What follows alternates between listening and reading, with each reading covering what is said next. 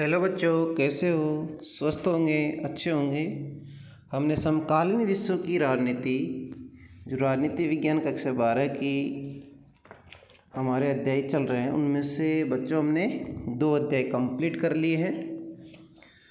अब हम आज समकालीन विश्व राजनीति का तीसरा जो अध्याय है आप लोगों का, उस अध्याय को समझेंगे, पढ़ेंगे और जानेंगे। और तीसरा अध्याय का नाम है समकालीन दक्षिण एशिया। क्या नाम है बच्चों? समकालीन दक्षिण एशिया। इस अध्याय में हम दक्षिण एशिया के देशों के बीच मौजूद संघर्षों की प्रकृति और इन देशों के आपसी सहयोग को समझने की कोशिश करेंगे। दक्षिण एशिया के देशों की घरेलू राजनीति से इन झगड़ों या सहयोग का जो मिजाज तय होता है अथवा इनके जो मूल में है, इन सब का अध्याय हम पहले दक्षिण एशिया का परिचय करेंगे और फिर कुछ देशों की घरेलू राजनीति की चर्चा करेंगे, ताकि अच्छे से हमारे ये समझा जाए कि समकालीन दक्षिण एशिया में कौन कौन से देश आते हैं और उन देशों के हालात स्थिति क्या है, क्या उनकी शासन व्यवस्था है। जैसे कि हम बात करें कि क्या है दक्षिण एशिया। सबसे पहले थोड़ा सा हम जान लें इस प्रश्न को कि क्या है दक्षिण एशिया। क्या है दक्षिण एशिया? क्या है, मान लो आपसे पूछे क्या है दक्षिण एशिया, तो हमें परिचय देना है बच्चों कि दक्षिण एशिया से तात्पर्य है, जैसे मान लो भारत और पाकिस्तान के बीच क्रिकेट मैच बहुत ही तनावपूर्ण भी होता है और बखूबी हम ये जानते हैं। हमने ये भी देखा कि क्रिकेट मैच देखने के लिए पाकिस्तानी और भारतीय फैंस जब एक दूसरे के देशों में पहुंचते हैं तो उनको बड़ा आदर सत्कार होता है, गर्मजोशी से मेज़बानी की जाती है। यही हाल बच्चों दक्षिण एशियाई मामलों का भी है। ये एक ऐसा क्षेत्र है जहाँ सद्भाव और शत्रुता, आशा और सहयोग, निराशा, पारंपरिक शंका और विश्वास साथ साथ बसते हैं। तो हम आज अमूमन देखेंगे कि दक्षिण एशिया क्या है। तो बच्चों देखो, दक्षिण एशिया अमूमन बांग्लादेश, जो दक्षिण एशिया के शामिल देश है वो प्रमुखतः हम इस अध्याय में 7 लेके चलेंगे। जैसे भारत हो गया अपना, पाकिस्तान हो गया, नेपाल हो गया, भूटान हो गया, बांग्लादेश हो गया, श्रीलंका हो गया, मालदीव हो गया। इनको इंगित करने के लिए दक्षिण एशिया पद का व्यवहार किया जाता है। अफगानिस्तान, म्यांमार को भी शामिल किया जाता है। चीन इस क्षेत्र का प्रमुख देश है, लेकिन चीन को दक्षिण एशिया का अंग नहीं माना जाता है। ठीक है बच्चों, ये ध्यान रखना है। आगे हम साथ में चले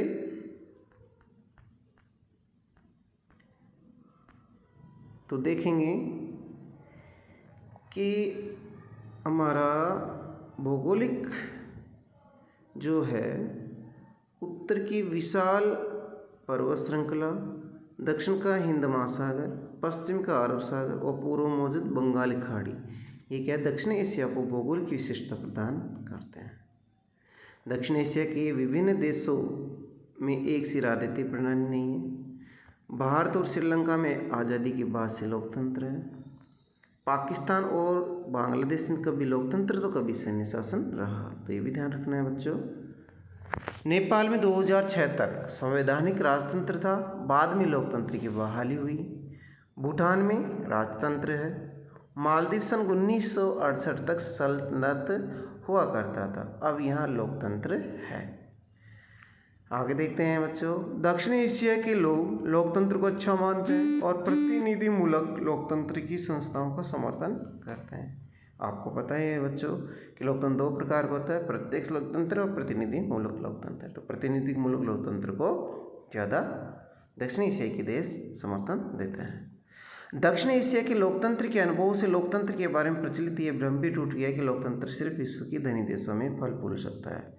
हम जानेंगे और एक एक देश को स्पष्ट तरीके से करेंगे कि सिर्फ यही नहीं है कि लोकतंत्र सिर्फ अमीरी देशों में सफल हो सकता है, विकासशील देशों में भी अच्छे तरीके से सफल हो सकता है। सबसे पहले हम अध्ययन करेंगे बच्चों पाकिस्तान का, जो कि एक दक्षिण एशियाई देश है। पाकिस्तान की राजनीतिक व्यवस्था में सेना बहुत प्रभावशाली है। यही कारण है कि यहाँ बार बार सैन्य शासन लोकतंत्र को कुचलता रहा है। ऐसा ही बांग्लादेश में भी हुआ है।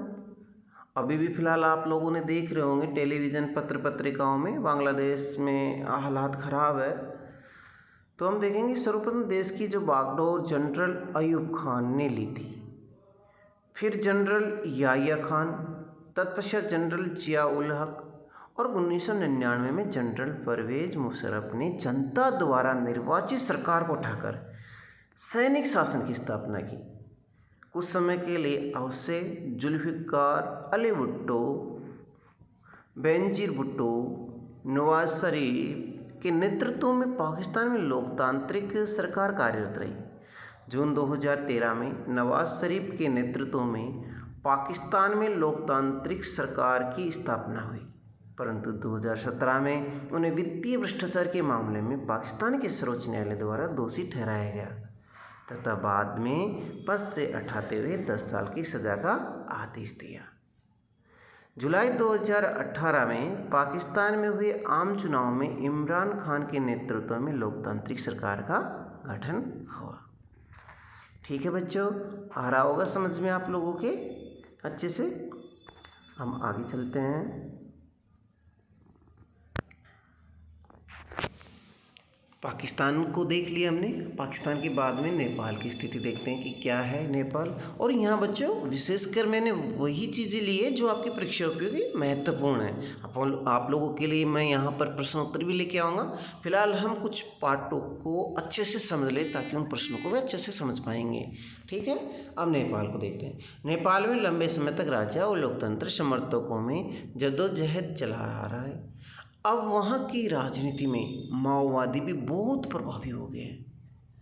नेपाल में राज्य की सेना, लोकतंत्र समर्थकों और माओवादियों के बीच लंबे त्रिकोणीय संघर्ष का परिणाम ये रहा कि नेपाल के द्वारा वर्तमान में अपनाए गए संविधान के तहत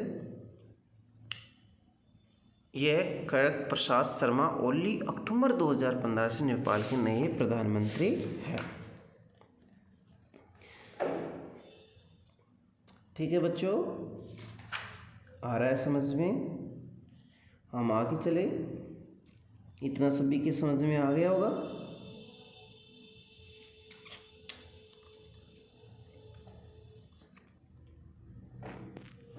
नेपाल के बारे में थोड़ा सा बच्चों ये भी ध्यान रखना कि 2008 में नेपाल राजतंत्र को ख़त्म करने के बाद लोकतांत्रिक गणराज्य बन गया। ठीक है, मैं थोड़ा सा ये समझा देता हूँ आप लोगों को इसमें कि 2008 नेपाल राजतंत्र को ख़त्म करने के बाद क्या बना?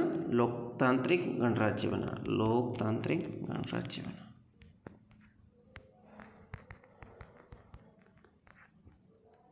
ठीक है बच्चों, थोड़ा सा ये भी ध्यान रखना नेपाल के संदर्भ में आपकी परीक्षा उपयोगी कि नेपाल ने नया संविधान कब अपनाया? 2015। ठीक है बच्चों, तो ये ध्यान रखना नया संविधान नेपाल ने कब अपनाया? 2015। ठीक है बेटा, आगे चले। अब देखते हैं हम इसके बाद में श्रीलंका। श्रीलंका को 1948 में स्वतंत्रता प्राप्त हुई। श्रीलंका को स्वतंत्रता कब प्राप्त हुई? 1948। और हमको कब प्राप्त होती है? 1947। श्रीलंका एक सफल लोकतंत्र और सामाजिक आर्थिक क्षेत्रों में अपनी अच्छी स्थिति के बावजूद सिंगली और तमिल समुदाय की जातीय संघर्ष शिकार रहा। सिंगली श्रीलंका के मूल निवासी थे तथा तमिल जो बाहर से जाकर श्रीलंका जा बसे थे।